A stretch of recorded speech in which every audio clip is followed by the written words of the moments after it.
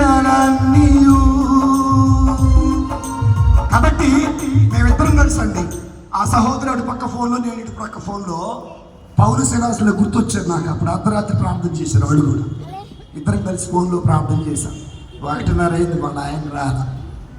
2 అయింది, వాళ్ళ ఆయన రాదు. మాకు నిద్ర వస్తుంది, ఆమె కూడా ఫోన్లో నిద్రపోతాం.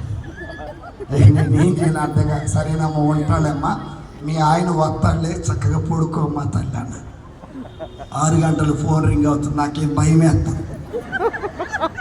ఎందుకో తెలుసా, ఆయన వచ్చిందో రాలేదో, మళ్ళీ 2 గంటల ప్రార్థన, ఆదివారం పూజలుండే, మళ్ళీ 5 పూజలుండే.